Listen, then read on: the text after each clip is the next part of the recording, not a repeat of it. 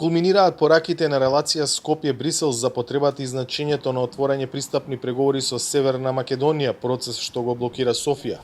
Тоа што почна на почетокот на неделата со средбите во седиштето на Европската Унија, заврши денеска со панелот за односите меѓу ЕУ и Западен Балкан што се одржа во Атина. Брисел мора да го испорача ветеното за да го потврди својот кредибилитет во регионот, беше пораката на Никола Димитров до Оливер Вархеј. We don't have a scenario where Bulgaria wins and North Macedonia loses. Немаме сценарио во кое Бугарија победува, а Северна Македонија губи.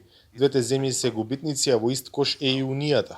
Се обидовме. Имаше напори од комесарот Вархеј од германското претседателство, сега го имаме и португалското претседателство. Мислам дека имаме можност да го вратиме моментот на европската идеја на Балканот, зашто сме многу блиску до тоа да го изгубиме тој интензитет поради овој неуспех и поради различните разочарувања за други прашања. За мене како личност која е член на кабинетот на владата одговорен за европска интеграција, навистина ќе ми биде потешко да зборувам за европската перспектива ако ЕУ не испорача. Еврокомесарот одговори дека е среќен што слуша дека земјите членки се подготвени да ги поддржат преговорите и со Скопје и со Тирана. Сепак Вархеј не исклучи можноста за раздвојување на двете држави, сценарио кој засега нема поддршка од главните играчи во Унијата. We still have a number of weeks ahead of us. Имаме неколку недели пред нас и се надевам дека во јуни ќе имаме согласност за двете земји, но треба да знаете дека треба да имаме согласност од сите земји членки.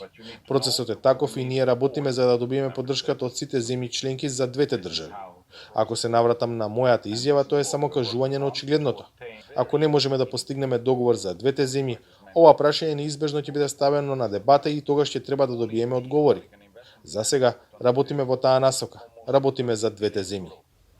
Премиерот Заев, кој беше дел од делегацијата во Атина, е оптимист дека е можно скорешно решение со Бугарија, зашто и побарал помош од колегата Мицотакис. Разви неколку идеи премиерот Мицотакис, многу сум благодарен заради креативноста која што ја понуди. Нормално не можам да ги коментирам заради тоа што сепак тие тоа треба да го направат, но за нас се исклучително позитивни. Шефот на македонската дипломатија денеска потврди дека вчера писмено му го честитал изборот на новиот бугарски министер за надворешни работи Светлан Стоев и побарал интензивирање на разговорите во наредниот период. Османи не мисли дека не може да се постигне договор додека во Софија има техничка влада. Вели, треба да работиме со сите капацитети што ги имаме, да ја мобилизираме целокупната поддршка за до јуни да дојдеме до решение. За Гласот на Америка, од Скопје, Владимир Мирчевски.